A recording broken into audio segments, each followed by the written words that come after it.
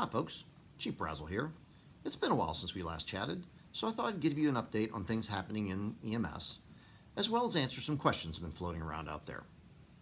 First and foremost, I'd like to thank you for all your hard work this past summer. Call volumes have certainly risen, and when you add to that the gradual decline in staffing over the last couple of years, you get some incredibly busy shifts where crews are bouncing from call to call, crisscrossing the city all day long with little opportunity for breaks.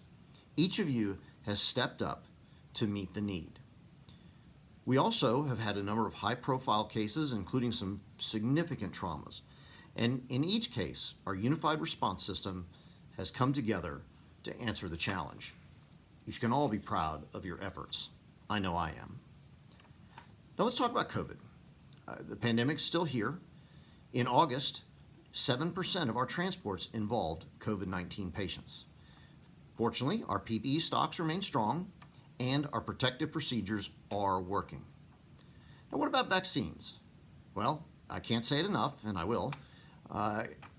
If you haven't been vaccinated yet, you need to get the shot. These vaccines have been vetted, approved, and now the data is very clear that they are your best chance of preventing the illness or minimizing any of the effects of the illness should you get a breakthrough infection. In terms of mandates, we currently do not have a mandate for Virginia Beach EMS providers.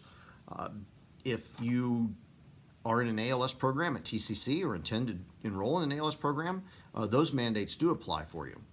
President Biden obviously has issued some directives to OSHA regarding large employers, and we are waiting to see what the final word is out of Washington.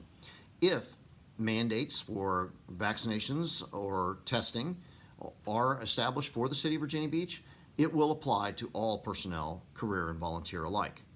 Watch for more details as we get them. Now, on a personal note, recently I personally had a breakthrough case of COVID. I was one of the earliest people vaccinated and still got sick. But I tell you, I will trade the sore throat and pain in my ears and generally feeling bad for a few days. I would rather have had that than the broader illness and risks associated with being unvaccinated. So, one last time, if you haven't been vaccinated yet, I urge you, please get a shot. Now, switching gears, I want to talk about long-term staffing strategies. As I've mentioned, our ambulance numbers have been on the decline recently, and there is no magic silver bullet to solve that. We certainly need to look harder at our efforts for recruiting and retention, but there is no silver bullet there either. I've been working with the rescue squad leadership for the last couple of years and with city leadership to look at long-term strategies for sustainment of our system and how can we grow to meet the demand of the future. Clearly, we could do better with our efforts, and we've got some good ideas. So for the short term, you can expect to see some additional volunteer recruiting and recognition activities, especially in conjunction with the new branding initiative. We've also started more social events. For example, we had a very successful fish night recently, and this coming Sunday, we'll be having a department picnic at Red Wing Park. I hope to see you there. But in terms of career staff, we are in the midst of a hiring process to fill some vacancies created by promotions and retirements. We also have a critical vacancy within our training division.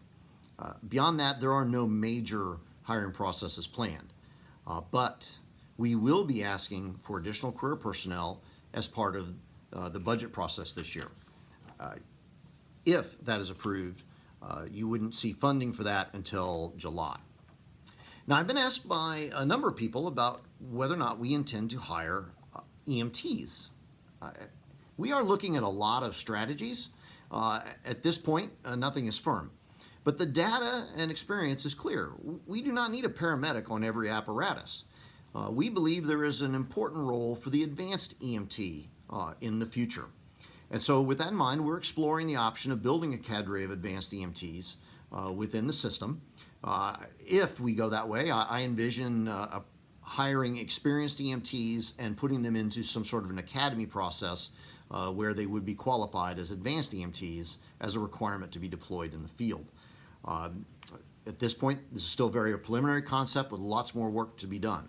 But I can tell you, we fully intend to pursue accreditation to teach advanced EMT at the department so that we can offer advanced EMT classes for our rescue squad members as well as for interested parties in the Virginia Beach Fire Department. So that's a long way of going around to say that additional resources are required for our department. We're going to get creative to find those resources, both volunteer and career, and I'll keep you posted as things develop. I can tell you that whatever we do, there is an important role for volunteers to fill in this department for years to come, as well as an important role for our career members.